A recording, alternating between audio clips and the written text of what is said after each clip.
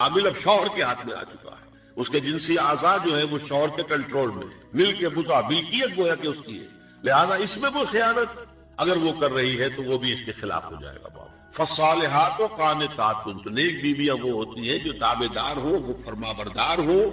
اور غیب میں یعنی شوہروں کی عدم موجودگی میں جبکہ موجود نہیں ہے حفاظت کرنے والی ہو، اور وہ حفاظت مال کی بھی اور اس کے اپنے نفس کی بھی۔ اور یہ کام آسان نہیں ہے، آپ کو معلوم ہے، شوہر کبھی 4 مہینے کے لیے باہر چلا گیا ہے، کبھی 1 سال کے لیے باہر چلا گیا ہے، عورت کے لیے اپنے نفس کو تھامے رکھنا، اپنی جنسی خواہشات کو، فرض کی جوان عورت ہے، اس کی بھی تو نفسانی خواہشات ہیں، تو آسان کام نہیں ہے۔ یہی وجہ ہے، آپ کے علم میں ہوگا کہ واقعہ بڑا عجیب پیش آیا تھا، اس کو بیان کرتے ہوئے شرم بھی آتی ہے۔ حضرت عمر رضی اللہ تعالیٰ عنہ اپنی رات کے گشت میں ایک مکان کے پاس سے گزر رہے تھے، تو انہوں نے سنا کہ ایک عورت جو ہے بڑے درد بڑے الفاظ میں کچھ گا رہی ہے۔ اگر مجھے اللہ اور اس کے رسول کا فرق کا خوف نہ ہوتا تو تم دیکھتے کہ اس وقت میری چارپائی جو ہے چرچرا رہی ہو۔ تو اس پر حضرت عمر جو ہے وہ تنبہ ہوا کہ ہمارے لوگ جو ہے جہاد پر جاتے ہیں، سال بھر تک واپس نہیں آتے، تو اس سے تو سوسائٹی کے اندر بہت زیادہ جو ہے ایک اندیشہ اور خطرہ پیدا ہو جائے گا۔ تو انہوں نے اب دیکھیے یہ بات بھی کہ دین میں کوئی شرم اور حیا اس معاملے میں نہیں ہے، کہ اپنی بیٹی سے پوچھا، حضرت حفصہ سے، اب وہ بیٹی بھی ہے اور ام المومنین بھی ہے، حضور کی اہلیہ ہے تو ام المومنین ہے، لہذا حضرت عمر کے لیے بھی ماں کے درجے میں ہے، اگر کہ ہیں حضرت عمر کی صاحبزادی، کہ تم مجھے بتاؤ حفصہ ایک عورت زیادہ سے زیادہ کتنے عرصے تک صبر کر سکتی؟ اور کوئی قباحت محسوس نہیں کی حضرت حفصہ رضی اللہ تعالی عنہ نے، 4 مہینے۔ تو پھر انہوں نے یہ اور نافذ کر دیا، کوئی مجاہد 4 مہینے سے زیادہ جو ہے وہ بحث پر نہ رہے، لازماً وہ آئے چھٹی لے کر اور وہ گھر پہنچے۔ آپ اس کی روشنی میں دیکھیے جو کچھ ہمارے ہاں ہو رہا ہے، امارات میں جو لوگ کام کرتے ہیں، سعودی عرب میں کام کرتے ہیں، باہر کے ممالک میں کام کرتے ہیں، جوان بیویوں کو یہاں چھوڑ جائے، پھر جو قصے ہوتے ہیں، جو سکینڈلز ہوتے ہیں، پھر جب وہ شوہر صاحب تشریف لاتے ہیں تو وہ دیور اور بیوی جو ہے مل کر اسے قتل کرتے ہیں، اس لیے کہ یہاں تو دنیا بدل چکی ہے، دیور کی اور بھابھی کے رشتہ کچھ اور ہی بن چکا ہے، لہذا وہ قتل بھی کرتے ہیں، مال بھی سارا لے لیتے ہیں۔ یہ ساری خبریں آپ اخبارات میں پڑھتے ہیں۔ یہ کیوں ہے؟ فطرت کے خلاف ایک طرز اولاد اختیار کر رہے ہیں، یا تو اپنی فیملیز کو ساتھ لے کر جائیے، یا یہ ہے کہ پھر یہ وقفہ کا جو ہے معاملہ زیادہ، میں سمجھتا ہوں اس حدیث کے بعد جو حضرت عمر کا فیصلہ تھا 4 مہینے کا،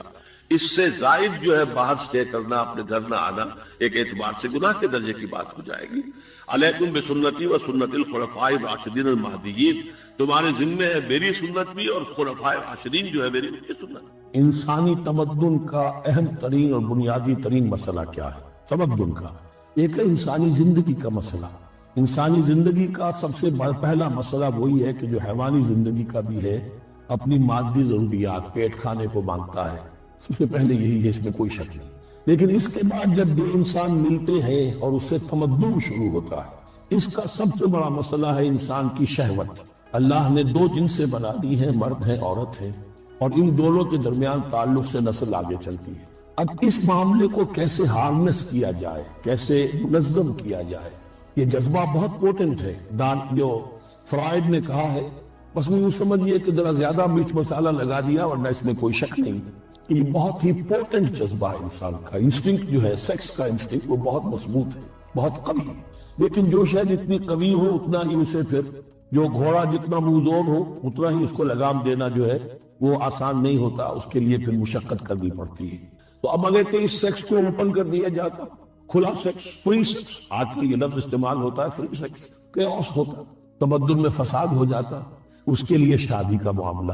کہ ایک عورت کا ایک مرد کے ساتھ رشتہ رہے، سب کو معلوم ہو کہ یہ اس کی بیوی ہے، یہ اس کا شوہر ہے، تاکہ اس طریقے سے نسب کا معاملہ بھی چلے اور ایک خاندانی ادارہ وجود میں آئے، ورنہ تو خاندانی ادارہ بس کیسے وجود میں آئے گا؟ فری سیکس میں تو خاندانی ادارہ وجود میں آ ہی نہیں سکتا۔ تو شادی کا، نکاح کا یہ رشتہ جو ہے یہ اللہ تعالیٰ نے اختیار کیا اور یہ انسانوں کو سکھایا۔ اور آج کی دنیا میں تو جو یہ مرد و عورت کی مساوات کا سلسلہ ہے، یہ شیطان کا سب سے بڑا فلسفہ اور معاشرے میں فساد اور گندگی پیدا کرنے کا اس کا سب سے بڑا ہتھیار ہے۔ اور اب جو کچھ رلی صحیح اقدار ہماری ایشیا کے ممالک جو ہے، زیادہ تر مسلمان ممالک ہیں، ان میں خاندانی نظام کی جو بچی کچی شکل رہ گئی ہے اس کو برباد کرنے کے لیے یہ قاہرہ کانفرنس اور بیجنگ کانفرنس، اس ایشیا کا گھیراؤ دونوں طرف سے، مشرق سے مغرب سے، کہ عورت کو آزاد کرو، عورت کو اٹھاؤ، ایمانسیپیشن کے نام پر، آزادی کے نام پر، اور مردوں عورت کی مساوات کے نام پر، تاکہ خاندانی نظام ٹوٹ کر رہ جائے، جیسے کہ ان کے ہاں ٹوٹ چکا خاندانی نظام نے۔ یہ کلنٹن صاحب نے کہا تھا اپنے سال 9 کے میسج میں کہ ان قریب ہماری قوم، امریکن نیشن، بہت جلد اس کی اکثریت حرامزادوں پر مشتمل ہوگی۔ Born out of wedlock, وہ کسی شادی کے نکاح کے نتیجے میں تو وجود میں نہیں آئے، زنا کے نتیجے میں وجود آئی بھی قوم ہوگی۔ ون پیرنٹ فیملی رہ گئی ہے، ماں ہی باپ ہے اور وہی ماں ہے، اور وہ دونوں وہ جانتے ہی نہیں۔ اب وہاں بڑی ایک مہم منتظری ہے کہ ہر انسان کا حق ہے دوسرے معلوم تو میرا باپ کون ہے۔ وہاں تو بہت سے لوگ پتہ ہی باپ کون ہے، ذرا کیا پتہ۔ یہ تباہی ہے جو اس معاشرے پر آ چکی ہے، اور ہمارے ہاں بھی لوگ اسی معاشرے کی نقالی پر چلے۔ مجھے سرون قابل محیث، اور وہ عورتوں کے ایام میں ماہواری کے بارے میں آپ سے سوال کر رہے ہیں، قل هو اذن، کہہ دیجئے وہ ایک ناپاکی بھی ہے اور ایک تکلیف کا مسئلہ بھی ہے۔ فاعتزلوا النساء فی المحیض، تو حیض کی حالت میں اگر تمہاری بیویاں ہوں تو ان سے علیحدہ رہو، مقاربت نہ کرو۔ ولا تقربوهن حتی یطہرن، اور ان سے مقاربت نہ کرے یہاں تک کہ وہ پاک ہو جائیں۔ فاذا تطہرن، اور جب وہ خوب پاک ہو جائیں، فاتوهن من حیث امرکم اللہ، تو اب ان کی طرف جاؤ، جو بھی تمہیں تعلق قائم کرنا ہے کرو، جہاں سے کہ تمہارے رب نے تمہیں حکم دیا، اللہ نے حکم دیا۔ یہ اللہ کا حکم کیا ہے؟ یہ ہے امر طبیعی، ہر انسان جانتا ہے، ہر حیوان کو معلوم ہے، وہ طبیعی شے ہے۔ لیکن یہ کہ اب عورتوں کے ساتھ بھی اگر انسان جو ہے وہ لواطت کا فعل شروع کر دے، قوم عمل لوط، تو ظاہر بات ہے کہ عمل قوم لوط وہ چیز جو ہے غلط ہے، وہ حرام ہے۔ یہ تو اللہ تعالیٰ نے جو بھی تمہاری فطرت میں ڈالا ہے راستہ، وہ در حقیقت من حیث امرکم اللہ، ان اللہ یحب التوابین و یحب المتطہرین، یقیناً اللہ محبت کرتا ہے بہت توبہ کرنے والوں سے اور بہت پاک بازی اختیار کرنے والوں سے، ان ناپاک چیزوں سے دور رہنے۔ نساؤکم حرث لکم، تمہاری بیویاں تمہارے لیے کھیتی کے مانند ہیں، جیسے کھیت میں بوتے ہو، فصل کاٹتے ہو، بیویوں کے ذریعے سے اللہ تعالیٰ تمہیں اولاد عطا کرتا ہے۔ فاتوا حرثکم انا شئتم، جو بھی کھیتی والی جگہ ہے ادھر تم جاؤ، ادھر سے جاؤ، یعنی اس میں یہ ہے کہ کوئی رکاوٹ نہیں ہے۔ اللہ کے سوا کسی اور کی اطاعت جس سے اللہ کی معصیت لازم آتی ہو،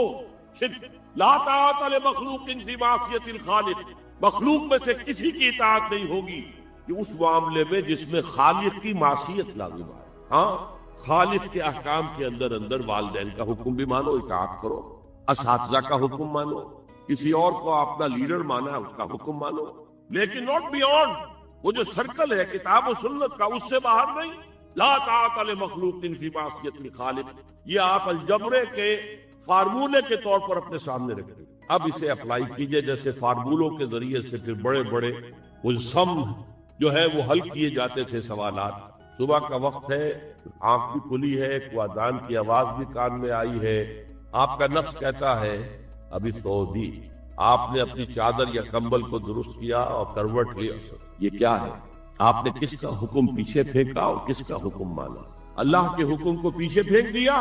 نفس کے حکم کو آگے رکھا۔ یہ شرک، اس شرک کو جاننے والے بہت کم ہیں۔ مولانا روم نے خوب کہا تھا، نفس ماں ہم کم ترس فرعون نیست لیکن ایراعون نیست، میرا نفس بھی فرعون سے کم نہیں ہے۔ فرعون نے کہا تھا نا، الیس لی ملک مصر وہذہ الانہار تجری من تحتی، کیا اس ملک کے مصر کی حکومت میری نہیں ہے؟ اور سارا جو یہ آب پاشی کا نظام ہے، انہار کا نظام ہے، وہ میرے کنٹرول میں نہیں ہے؟ جس کا چاہوں موگا کھلا رکھوں، جس کا چاہوں بند کر دوں۔ یہ تھا خدائی کا دعویٰ، انا ربکم الاعلی۔ تو مولانا روم کہتے ہیں میرا نفس بھی اس سے کمتر نہیں ہے، وہ کہتا یہ جسم میرا ہے، اس پر میرا حکم چلے گا، میں نہیں جانتا کون اللہ کون رسول، کیا حرام کیا حلال۔ تو فرعون سے کم تو نہیں ہے میرا نفس، لیکن ایراعون اس کی بہت مدد تھی، فوج تھی، لاؤ لشکر تھا، تو اس نے زبان سے بھی کہہ دیا کھل کر انا ربکم الاعلی۔ میں مسکین ہوں، غریب ہوں، میرے پاس کوئی طاقت نہیں ہے، میں زبان سے تو کچھ نہیں کہہ سکتا، اندر سے میرا نفس یہی کہتا۔ یہ نفس کی حکومت قرآن کہتا ہے، میں حیران ہوتا ہوں، دو جگہ یہ مضمون آیا ہے، ارأیت من اتخذ الہہ ہواہ افانت تکون علیہ وکیلا۔ ذہن میں آتا ہے کہ پھر صحابہ کرام کا وہ تقدس، ان کا وہ مقام جو ہمارے ذہنوں میں ہونا چاہیے، جیسے علامہ اقبال نے کہا کہ در دل مومن مقام مصطفیٰ، مومن کے دل میں مقام ہے محمد رسول اللہ صلی اللہ علیہ وسلم کا۔ تو نبی اکرم صلی اللہ علیہ وسلم کے صحابہ کا معاملہ بھی اسی نوعیت کا ہے۔ مسلمانوں کے دل میں ان کا احترام، ان سے محبت، ان کی تعظیم اب یہ ہونی ضروری ہے۔ لیکن یہ چیزیں وہ ہیں کہ جس کی وجہ سے بہت سے خیالات ذہن میں آتے ہیں، بہت سے سوالیہ نشانات جو ہیں وہ اٹھ کھڑے ہوتے ہیں کہ ان کے بارے میں کیا رائے قائم کی جائے۔ اور اگر کوئی شخص فرض کیجئے کہ اس کا موضوع ہے تاریخ، وہ کوئی تحقیق و تفتیش کا کام بھی کرتا ہے، کوئی توجیہ بھی کرنا چاہتا ہے، کیا معاملہ ہوا، کس کی زیادتی ہوئی، کون غلطی پر تھا، تو اب تحقیق کا تقاضا یہ ہے کہ جو بات بھی علمی دیانت کی روح سے آپ کے سامنے آئے آپ اسے بیان کریں۔ اس میں اگر کوئی چیز خود آپ کو اچھی نہیں لگتی ہے تو اچھا نہ لگنا اور ہے، اور کسی چیز کے ایک واقع ہونے سے انکار کرنا یہ بالکل دوسری بات ہے۔ کوئی چیز اچھی نہیں لگتی لیکن آپ اس واقعے کا انکار کریں گے تو وہ تو علمی دیانت کے خلاف ہو جائے گا معاملہ، وہ علمی اعتبار سے بددیانتی متصور ہوگی۔ تو یہ وہ پیچیدہ مسائل ہیں کہ جو سامنے آتے ہیں، جو میں یہ چاہتا ہوں کہ بعض باتیں اس ضمن میں کہ جو بہت ضروری ہیں اور بنیادی ہیں وہ آپ حضرات کے گوش گزار کریں۔ پہلی بات تو میں یہ کرنا چاہوں گا کہ مثبت طور پر ہمیں یہ سمجھنا چاہیے کہ صحابہ کرام رضوان اللہ تعالی علیہم اجمعین کا مقام اور مرتبہ ادرو قرآن کیا ہے، قرآن نے ان کے بارے میں کیا کہا۔ میں نے جو آیات ابھی آپ کو دو پڑھ کر سنائی ہیں، ایک آیت جو آخری ہے وہ بہت طویل ہے، پہلی آیت جو ہے وہ اتنی طویل نہیں ہے۔ یہ دونوں آیات جو ہیں یہ سورہ فتح کی آخری دو آیات، ان میں سے پہلی آیت تو وہ ہے کہ جو قرآن مجید میں اپنے مضمون کے اعتبار سے 3 مقامات پر آئی۔ اگرچہ میں نے کئی جگہ عرض کیا ہے کہ یہ تکرار محض کبھی نہیں ہوتی قرآن میں، جہاں کہیں وہ آ رہی ہے تو وہاں کسی نئے کانٹیکسٹ میں آ رہی ہے، نئے مفہوم کو واضح کرنے کے لیے آ رہی ہے، لیکن بہرحال ظاہری طور پر تو نظر آتا ہے کہ هو الذی ارسل رسولہ بالہدی ودین الحق لیظہرہ علی الدین کلہ۔ یہ الفاظ جو ہے قرآن مجید میں بغیر ایک شوشے کے فرق کے 3 جگہ پر آئے، سورہ توبہ میں بھی آئے، یہاں سورہ فتح میں آئے، پھر 28ویں پارے میں سورہ صف میں آ رہے ہیں۔ سورہ توبہ اور سورہ صف میں ان الفاظ کے بعد الفاظ آتے ہیں وَلَوْ كَرِهَ الْمُشْرِكُونَ، اور یہ جو مقام ہے جس سے میں نے ابھی تلاوت کی ہے یہ آیت، وہاں جو آخری ٹکڑا ہے وَكَفَى بِاللَّهِ شَهِيدًا، اس کے بعد آتا ہے محمد الرسول اللہ والذین معہ وشداء علی الکفار رحماء بینہم۔ یہاں جو یہ آیت آئی ہے بطور تمہید آئی ہے اس مضمون کے لیے جو اس کی بعد والی آیت میں آ رہا ہے۔ پہلی اس آیت پر اگر آپ توجہ مرتکز کریں تو اس میں نبی اکرم صلی اللہ علیہ وسلم کا مقصد بعثت بیان ہوا، اللہ نے اپنے رسول کو کیوں بھیجا، ان کے بھیجنے کی غرض کیا ہے، غایت کیا ہے، مقصد بعثت محمدی علیہ الصلوۃ والسلام کیا ہے، اسے اچھی طرح سمجھ۔ اس لیے کہ مقصد کے تعین ہی سے پھر کسی شخصیت کے اپنے مقام اور مرتبے کا تعین ہوتا ہے۔ کسی نے اپنے سامنے گول کیا رکھا تھا، آئیڈیل کیا تھا، مقصد کیا معین کیا تھا، تبھی آپ طے کریں گے کہ وہ کہاں تک پہنچ سکا، کس حد تک اس کی تکمیل کر سکا یا نہیں کر سکا۔ کسی بھی شخصیت کی اگر اسیسمنٹ ہے تو ظاہر بات ہے کہ اس کے لیے پہلے آپ کو معین کرنا ہوگا کہ اس نے اپنے پیش نظر مقصد کیا معین کیا تھا، پھر ہم سوچیں گے کہ وہ اس میں کس حد تک کامیاب رہا اور کس طریقے سے اس نے اس مقصد کی تحصیل۔ دوسری بات یہ ہوگی کہ آپ دنیا میں تعلقات جو ہے علائق دنیاوی ان کو بھی ایسٹ کرتے ہیں۔ کسی بھی شخص کو اپنے رفقا اور اپنے ساتھیوں کا معاملہ جو ہے، ان کی تعلیم، ان کی تربیت یا ان کے ساتھ جو وہ اپنا قلبی تعلق رکھتا ہے، اس میں بھی اصل فیصلہ کچھ چیز یہ دیکھنی ہوتی ہے کہ میرا مقصد کیا ہے، میرے مقصد میں کون میرا ساتھی۔ ایک تو یہ ہے کہ رشتے ہیں، تعلقات ہیں، دنیا کے اندر وہ ساری چیزیں جو ہے ہماری رشتہ داریاں، کچھ دوستیاں جو ہے وہ ویسے ہی ہوتی ہیں، بس ایسے ہی مجھے کوئی شخص پسند ہے اور میں اس سے کوئی دوستی رکھتا ہوں، کسی سے ویسے ہی مجھے بغض اور عداوت ہو گئی ہے، مجھے وہ شخص اچھا نہیں لگتا۔ یہ بھی اس طرح کی دوستیاں اور ایسی دشمنیاں بھی دنیا میں ہوتی ہیں، لیکن ایک ہوتی ہے مقصدی دوستی، مقصدی رفاقت۔ اب ظاہر بات ہے کہ اس رفاقت کو اگر آپ معین کریں گے اور اس کو ایسس کریں گے، اس کے لیے بھی اس مقصد کا تعین ضروری ہے، یہ رفاقت کس غرض و غایت کے لیے۔ لہذا دونوں اعتبارات سے جو آیت آئی ہے پہلے وہ بہت ہی ماں کی خیز ہے۔ هو الذی ارسل رسولہ بالہدی ودین الحق لیظہرہ علی الدین کلہ، وہی ہے اللہ جس نے بھیجا اپنے رسول کو صلی اللہ علیہ وسلم، 2 چیزیں دے کر بھیجا، الہدی کتاب ہدایت، ہدایت کاملہ قرآن مجید جو ہدی للناس بھی ہے، ہدی للمتقین، اور ایک اور چیز دے کر بھیجا ودین الحق، دین حق دے کر۔ یہ دین حق جو دے کر بھیجا تو کس لیے؟ کیا صرف اس لیے کہ اس کی تلاوت ہو، اس کے لیے کوئی مدح سرائی ہوتی رہے، اس کی تعریف کی جاتی رہے، یا اس لیے کہ وہ دین، وہ نظام دین جو ہے وہ تو در حقیقت اس کے معنی اگر کوئی بنتے ہیں تو اس وقت جبکہ وہ قائم ہو اور نافذ، جب تک کہ کوئی نظام قائم نہیں ہے۔ اچھے سے اچھا نظام آپ دنیا کے سامنے پیش کر دیجئے، نظری اعتبار سے کتابوں میں لکھ دیجئے، اعلیٰ سے اعلیٰ نقشہ کھینچ دیجئے، وہ بیکار ہے، بے معنی ہے، وہ کوئی حجت نہیں بن سکتے جب تک کہ آپ اس نظام کو دنیا میں قائم کر کے نہ دکھا دیں، چلا کر نہ دکھا دیں۔ ورنہ آپ کے علم میں ہے کہ ریپبلک نامی کتاب لکھی افلاطون نے، کب لکھی؟ سمجھیے کہ حضرت مسیح علیہ السلام سے بھی 300-400 برس پہلے وہ کتاب لکھی جا رہی ہے، آج اس کو تقریباً 2,000 برس ہونے کو آ گئے، لیکن وہ کتاب جو ہے چاہے وہ اپنی جگہ پر کتنا ہی اس نے اپنی لیاقت اور ذہانت کا اس میں ثبوت دے دیا ہو، نظام ایسے ہونا چاہیے، حکومت ایسے ہونی چاہیے، سوسائٹی کو اس طریقے سے آرگنائز کرنا چاہیے، لیکن وہ کتاب ایک یوٹوپیا قرار پائے گی، اس لیے کہ وہ سوسائٹی نہ آج تک دنیا میں قائم ہوئی، نہ اس تحت کا کوئی نظام دنیا میں قائم کر کے دکھایا جا سکا، چلا کر دنیا کے سامنے بطور دلیل پیش کیا جا سکا۔ وہ ایک خیالی جنت ہے یوٹوپیا۔ محمد الرسول اللہ صلی اللہ علیہ وسلم کا امتیاز،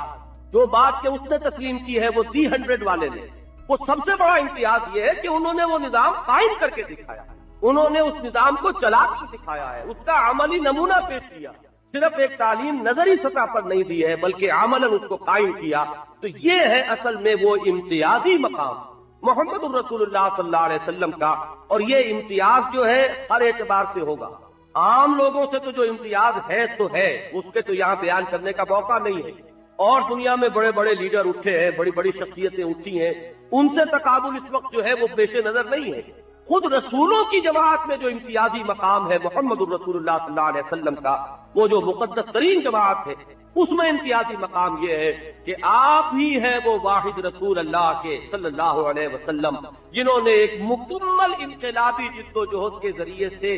اپنی حیات طیبہ میں کل 22 برس کی محنت و مشقت اور جد و جہد کے نتیجے میں وہ نظام دین حق بتمام و کمال قائم کر کے دکھا۔ اس کی کوئی مثال آپ کو نہیں ملے گی۔ حضرت موسیٰ علیہ السلام میں دیکھیے تو نہیں ملے گی، حضرت عیسیٰ علیہ السلام کا معاملہ تو بہت ہی ابتدائی سٹیجز میں رہا ہے، اب وہ نزول مسیح کے بعد جو معاملات ہوں گے وہ اس سے متعلق نہیں ہیں۔ حضرت ابراہیم علیہ السلام جو امام الناس ہیں، ابو الانبیاء ہیں، خلیل اللہ ہیں، ان کو اگر آپ بلا تشبیہ اگر بات سمجھنا چاہیں، ان کا کارنامہ حیات بالکل اس بوڑھے باغبان کے مانند ہے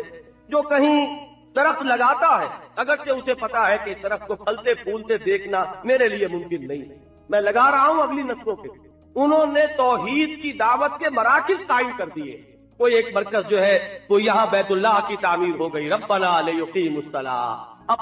اپنی اولاد میں سے ایک شاخ جو ہے اس کو وہاں آباد کر دیا، انی اسکنت من ذریتی بواد غیر ذی زرع عند بیتک المحرم ربنا لیقیموا الصلاۃ۔ اپنے دوسرے بیٹے کو کنعان میں بٹھا دیا، اپنے ساتھ جو ہجرت کر کے آئے تھے وطن سے بھتیجے حضرت لوط علیہ السلام کو، انہیں وہ صدوم اور عمورہ کی بستیوں کی طرف بھیج دیا، وہاں جا کر دعوت خیر دو، دعوت توحید دو۔ لیکن یہ کہ کوئی دعوت پھل پھول کر نتیجہ خیز ہو کر دنیا میں اس کے ایک صورت نظر آئی ہو کہ یہ ہے اللہ کا دین، توحید ایک نقطہ ہے، لیکن جب وہ پھیل کر ایک نظام زندگی کی شکل اختیار کرتا ہے تو یہ صورت اس کی بنتی ہے، یہ آپ کو کسی اور رسول کے ہاں نظر نہیں آئے گی۔ یہ بات ہے صرف محمد الرسول اللہ صلی اللہ علیہ وسلم کی حیات طیبہ میں۔ اسی لیے یوں کہیے کہ آپ رسول کامل ہیں، رسالت کی تکمیل ہو گئی آپ پر، رسالت کے اعتبار سے گویا کہ آپ متمم الرسل، مکمل الرسل، رسالت کی تکمیل فرمانے والے۔ حضور نے بھی تشبیہ اپنے لیے یہ اختیار کی ہے کہ بہت بڑا قصر تھا کہ جس کی تعمیر ہوئی ہے بہت خوبصورت، لوگ اس کے گرد چکر لگاتے تھے، دیکھتے تھے کچھ رکھنا ایک جگہ پر ہے، پتہ نہیں کیوں چھوڑ دیا گیا۔ میرے آنے سے اس قصر کی تکمیل ہو گئی، وہ سلسلہ رسالت جو ہے وہ اپنے عروج کو اور کمال کو۔ اب یہاں قابل غور مسئلہ یہ ہے کہ یہ جو جد و جہد تھی، ایک دعوت اور تبلیغ کا اپنا مرحلہ ہے، اس میں بھی ساتھیوں کی ضرورت ہے۔ حضرت مسیح علیہ السلام نے بھی اپنے کچھ ساتھیوں کو، حواریین کو تربیت دی، اور تربیت دے کر پھر بھیجا کہ جاؤ اب اس پیغام کو عام کرو۔ اور بڑا ہی پیارا خطبہ ہے حضرت مسیح علیہ السلام کا، متی کی انجیل میں کبھی پڑھیے، اس میں کہیں کوئی غلط بات بھی آ گئی ہوگی لیکن بحیثیت مجموعی خطبہ بہت پیارا ہے۔ جب ہدایات دی ہیں حضرت مسیح نے کہ جاؤ اور یہ نعمت جو میں نے تمہیں دی ہے اب اس کو تقسیم کرو، بڑی پیاری ہدایات ہے، ان میں مثلا ایک جملہ یہ بھی آتا ہے کہ دیکھنا اس کا کہیں کوئی معاوضہ کسی سے قبول نہ کر لینا، تم نے مفت پایا مفت تقسیم کرو، میں نے تم سے کوئی اجرت نہیں لی ہے، جو کچھ تمہاری تعلیم و تربیت میرے ہاتھوں ہوئی ہے میں نے اس کی کوئی فیس تم سے وصول نہیں کی ہے، کوئی میں نے اجرت نہیں لی ہے، تم نے مفت پایا یا مفت تقسیم۔ وہ بھی الفاظ جو ضرب المثل بن گئے، دیکھنا فاختہ کے مانند بے ضرر لیکن سانپ کے مانند ہوشیار رہنا۔ ایک انسان وہ ہوتا ہے جو بے ضرر تو ہے لیکن وہ اتنا غافل بھی ہے کہ دوسرا اس کو نقصان پہنچا جاتا، ایک وہ ہے کہ جو دوسروں کو نقصان پہنچانے کی طرف ہے۔ یہ جو امتزاج حضرت مسیح علیہ السلام کے الفاظ میں آیا ہے کہ دوسروں کے لیے بے ضرر اتنے جتنے فاختہ ہوتی، لیکن خود اتنے چوکس رہو، چوکنے رہو، یہ نہ ہو کہ دشمن کے لیے ایک نوالہ تر بن جاؤ جو چاہے وہ کر گزرے۔ جس طرح سانپ چوکس رہتا ہے، چوکنا رہتا ہے، ہوشیار رہتا ہے، سانپ کے مانند ہوشیار لیکن فاختہ کے مانند بے ضرر۔ تو معاملہ یہ ہے کہ دعوت ہو، تبلیغ ہو، تعلیم ہو، ویسے ہر معاملے میں ضرورت ہے کمپینینز کی، کامریڈز کی، کولیگز کی، جو ساتھی ہو اس کام کے اندر دست و بازو بنے۔ لیکن انقلابی جدوجہد وہ چیز ہے کہ جہاں معاملہ صرف تلقین و تبلیغ کا نہیں رہتا، وہاں تصادم آتا ہے، وہاں جان کی بازی کھیلنی پڑتی ہے، وہاں اپنی جانوں کا نظر پیش کرنا پڑتا ہے، وہاں جو ساتھ دے سکے، وہاں جو ساتھی بن سکے، وہاں جو دست و بازو بنے، وہاں اگر کسی کی شان یہ ہو کہ جہاں ان کے رہنما، ان کے لیڈر جن کے پیچھے وہ چل رہے ہو، اگر ان کا پسینہ گر رہا ہے تو وہاں اپنا خون بہانے کو وہ اپنے لیے موجب سعادت سمجھے، تب وہ انقلاب اپنے تکمیلی مرحلے کو پہنچتا ہے، تب بات آخری درجے تک پہنچے گی۔ اگر ایسے رفقا، ایسے جانثار، ایسے ساتھی، ایسے آوان و انصار میسر نہ آئے کسی وجہ سے، تو یہ جان لیجئے کہ پھر ایک شخص کے بل پر بات آگے نہیں چل سکتی۔ میں اس کو ثابت کر دینا چاہتا ہوں، خود قرآن مجید میں نے ابھی ذکر کیا حضرت موسیٰ علیہ السلام کا، اور واقعہ یہ ہے کہ حضور سے نزدیک ترین جو آتے ہیں زمرہ انبیاء میں وہ حضرت موسیٰ علیہ السلام۔ قرآن مجید میں وہ جو صاحب قصۃ القرآن ہے مولانا حفظ الرحمان سہاروی، انہوں نے تمام رسولوں اور نبیوں کی جو وہ تاریخ مرتب کی ہے قرآن مجید سے، وہاں ساتھ ہی آیات کی تعداد بھی دے دی۔ حضرت نوح کے ذکر پہ کتنی آیات، حضرت ابراہیم کے ذکر پر کتنی آیات قرآن میں، حضرت نوح علیہ السلام کے ذکر پر 555 آیات قرآن مجید کی ہیں۔ 6500 آیات میں سے آپ ذرا غور کیجئے، 555 گویا کہ 13واں حصہ قرآن مجید کا حضرت موسیٰ علیہ السلام کے ذکر پر، تو ذرا ان کی عظمت کا اندازہ کریں۔ لیکن ان کا حال بھی یہ ہے، حضرت موسیٰ کلیم اللہ، ان کا معاملہ بھی یہ ہے کہ جب انقلاب کا وہ مرحلہ آیا ہے جسے میں اس وقت جس کی طرف توجہ دلا رہا ہوں، انقلاب کبھی نہیں آتا کسی آرم کانفلکٹ، کسی بھی مسلح تصادم کے بغیر انقلاب نہیں آئے، نظام قائم نہیں ہو، کوئی نظام اپنی جڑ چھوڑنے کو تیار نہیں ہوتا۔ اس کی وجہ یہ ہے کہ جو نظام کہیں قائم ہے اس کے ساتھ ویسٹڈ انٹرسٹ ہوتا ہے، مفادات ہوتے ہیں، چودراہٹیں ہوتی ہیں، وہ ذرا سے وہ نظام ہلتا ہے تو آنچ آتی ہے چودراہٹوں پر، آنچ آتی ہے مفادات پر، آنچ آتی ہے منصبوں پر۔ تو ظاہر بات ہے کہ اگر وہ نظام اکھڑے گا تو ان کے ساتھ یہ پیوستہ جو کچھ چیزیں ہیں وہ ساتھ اکھڑیں گی۔ کچھ اور لوگ ہیں کہ جو اب آگے آئیں گے، جو کہا تھا وہ جو عرب کے سب سے بڑے خطیب تھے بعد میں ایمان لے آئے، لیکن وہ انہوں نے شکایت کی حضرت عمر کے زمانے میں رضی اللہ تعالیٰ عنہ، انہوں نے یہ کہا کہ ہم یہ دیکھ رہے ہیں کہ ہم قریش کے وہ چوٹی کے لوگ، اور حضرت عمر سے شکایتاً کہتے ہیں آپ کی محفل میں جب ہم آتے ہیں تو ہمیں تو جوتیوں میں جگہ ملتی ہے، اور وہ لوگ جو چھوٹے چھوٹے تھے، نوجوان تھے اور جن کی کوئی حیثیت نہیں تھی، وہ یہاں سب سے آگے بیٹھے ہوتے ہیں، آپ کے قریب قریب ہوتے ہیں۔ عبداللہ ابن عباس کو آپ نے اتنا مرتبہ دے دیا، یہ نوجوان، اور اس کو آپ اپنے قریب بٹھاتے ہیں۔ حضرت عمر نے اشارہ کیا سرحدوں کی طرف، انہوں نے جو یہ مقام حاصل کیا ہے ان سرفروشیوں کی بدولت کیا، وہ جانثاریاں جو انہوں نے کی ہیں، محمد الرسول اللہ صلی اللہ علیہ وسلم کا جہاں پسینہ گرا وہاں انہوں نے اپنا خون بہایا، یہ مقام انہوں نے اس کے طفیل حاصل کیا ہے۔ آپ تمہارے لیے بھی موقع ہے، وہ سرحدوں پر ابھی جنگیں ہو رہی ہیں، محمد کے مشن کی ابھی تکمیل کا مرحلہ ہے صلی اللہ علیہ وسلم، جاؤ وہاں جاؤ، ثابت کرو، پروو یور ورک، ثابت کرو کہ تم اہل ہو اس اعزاز کے، تو یہ اعزاز تمہیں بھی مل جائے گا، یہ کسی کو ایسے ہی نہیں مل گیا۔ سہیل بن عمرو غالباً ان کا نام تھا، بہت بڑے خطیب تھے، اور جب صلح حدیبیہ کی نیگوسیشن ہو رہی تھی اس میں عربوں، ان میں قریش مکہ کی طرف سے نمائندے ہو کر وہی آئے، وہ فتح مکہ کے بعد ہی باندھ آئے۔ بہرحال میں یہ عرض کر رہا تھا کہ یہ جو لوگوں نے جانساریاں کی ہیں تب کہیں جا کر انقلاب کی تکمیل ہوئی ہے۔ یہاں اس آیت کے حوالے سے اصل میں صحابہ کرام کی شخصیت کو اجاگر کرنا مقصود، ان کا مقام اور مرتبہ بتانا مقصود، کہ یہ کمپینینز ہیں محمد رسول اللہ صلی اللہ علیہ وسلم کے. حضرت موسیٰ کے ساتھیوں نے جب وہ مرحلہ جنگ کا آیا تو صاف ٹکا سا جواب دے دیا، اذهب انت وربك فقاتلا انا هؤلاء قاعدون. چاہیے آپ اور آپ کا رب جنگ کرے، ہم تو یہاں بیٹھے، ہم لڑنے کے لیے تیار ہیں. اس لیے کہ وہ قوم جس سے لڑنے کے لیے کہا جا رہا ہے بڑی زور آور قوم ہے. ان فیہا قوما جبارین، بڑی زبردست قوم، بڑے طویل القامت تھے وہ لوگ کہ جن سے لڑنے کا حکم دیا جا رہا تھا. لہذا ہمارے اندر سکت نہیں ہے، جاؤ خود لڑو، ہم یہاں بیٹھے. اس کے بعد نتیجہ کیا نکلا؟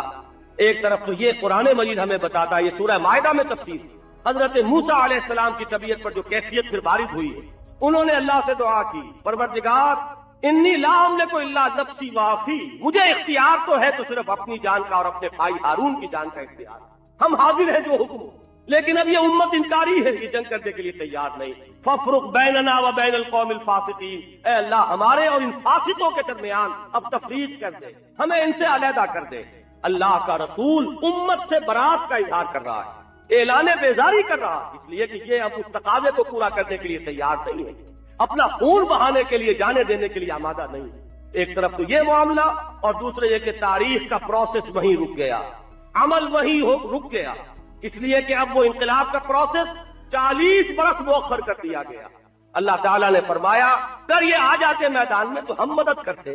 اور ہم دے چکے تھے انہیں یہ ارض مقدس، یہ تو ان کے لیے طے کی جا چکی تھی. ان کی اس کم ہمتی کی وجہ سے فَإِنَّهَا مُحِرَّمَةٌ عَلَيْهِمْ 40 سَنَةً يَتِيهُونَ فِي الْأَرْضِ، اب 40 برس تک ان پر حرام کر دی گئی. یہ اسی طریقے سے صحرا میں بھٹکتے پھریں گے. 40 برس کی وہ صحرا نوردی ہے، وہ پھر وہ نسل ختم ہو گئی جو